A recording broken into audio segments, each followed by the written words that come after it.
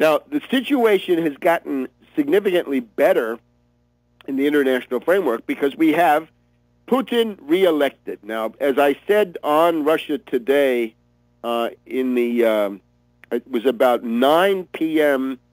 Eastern Time on Sunday night, between 9:15 and 9:30 p.m. Eastern Time on Sunday night. I was invited on Russia Today to talk about this. By the way, parenthetically, we don't seem to have the video clip of that, and I wonder, was anybody out there taping Russia Today right on that historical evening? You might have my the film of me talking on there. We'd like to put that on tarpley.net, but right now we don't have it. So if you want to do me a big favor, send me in the tape. I was on there with Sean Thomas, the American heavyset guy from Michigan, and this was from about 9:15 Eastern Time to about 9:30 or thereabouts. And what I had to say was the following: this is a historic event.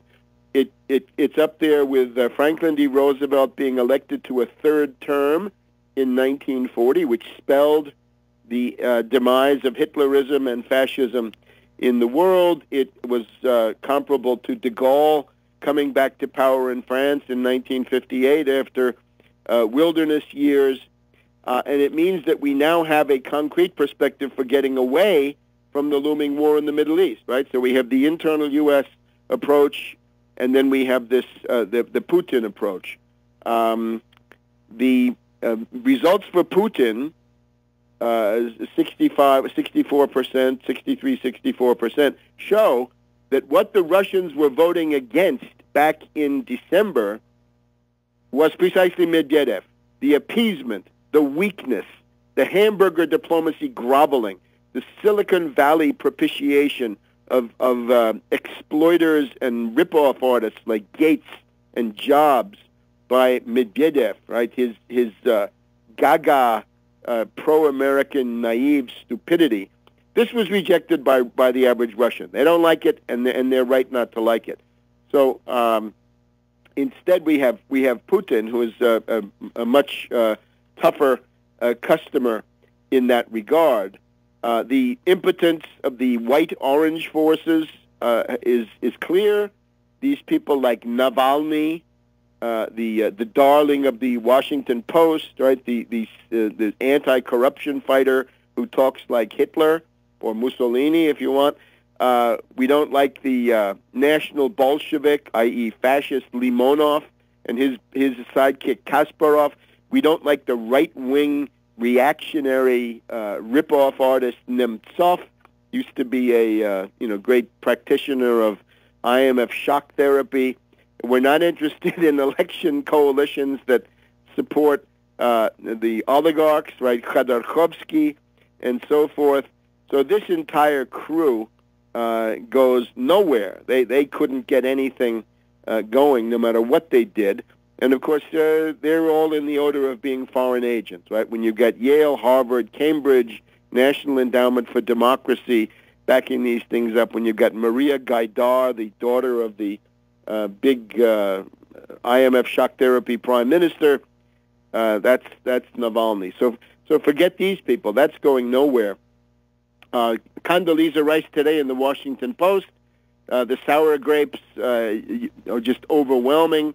She's looking forward to the new urban professionals, the Russian yuppies. She can't wait for them to come along because she thinks that they'll be easier to dupe. But for right now, the Anglo-Americans have nothing in Russia. So the question is, though, we need action. It's not enough just to celebrate it. Putin has got to do some things, and exactly what we'll talk about when we come back. Welcome back to World Crisis Radio. Now, you got to keep up with all of this at tarpley.net, tarpley.net. Quite a number of new television postings this past week. Very interesting panel discussion, I think, on Press TV about where Occupy Wall Street should go.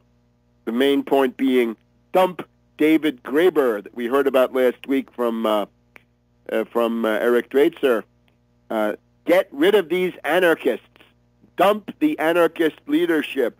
Dump Graber, dump ad busters, get rid of people whose idea of a movement is to have a hippie commune in the park, because that's what these characters want, with yurts. Get a hippie commune, a utopian commune in the park, New Harmony, Indiana, or God knows what it is. No, we want a political movement. And the way you stop foreclosures is not primarily by squatting, it's by changing public laws, by getting back to the Fraser-Lemke Act. Anyway, let's get back to the international themes. We are calling on Ron Paul to dedicate his entire campaign and every waking moment to the Walter Jones bill, warning Obama, if you attack another country without congressional approval, you will be impeached. Good.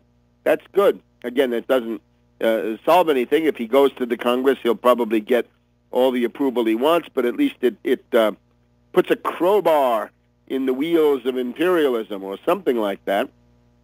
So we were thinking about Russia, right, celebrating the win by Putin. Condi Rice, apoplectic, like the entire U.S.-British ruling class. She's looking for the youthful vanguard in the Washington Post. Russia's youthful vanguard. And the people who, burgeoning urban middle class who own their own apartments, furnish them at IKEA, and spoil their children at McDonald's. Yes, the cosmopolitans, the parasites, right? The people who were brought in to work on the stock speculation, right? Stock jobbers, derivatives merchants, hedge fund hyenas, and all the rest. So this is going nowhere. But now, what do we need? Putin is now the most prestigious political leader on the planet. He's the only person with a historical track record at this point. Right, 10 years ago it would have been Mahathir Mohamad, but right now it's Putin, Putin, Putin. But this means he's got to do something. And that means we're on the verge of a war in the Middle East. At least we have to conclude that we are. We got to do something to avoid that. Netanyahu is out there beating his breast. There must be no negotiations with Iran. Well, yes, there should be negotiations with Iran. Georgia is better than war anytime. So why not call for a comprehensive Middle East peace conference, inviting and indeed compelling all to attend? The idea being if you don't attend, you may get decisions that you don't like. Israel feels threatened, fine. Iran feels threatened. Lots of people feel threatened. Countries like Lebanon have to be rebuilt. Iraq needs to be rebuilt. The Egyptian economy is a mess. Syria needs a breathing space, a Marshall Plan for the entire region, from which all participants would benefit, is an obvious need. So we're hoping that Putin will take an important diplomatic step in some form. Right? I mean, it doesn't have to be that one, but something big, something potent, and something fast to bring us back from the brink of war in the Middle East.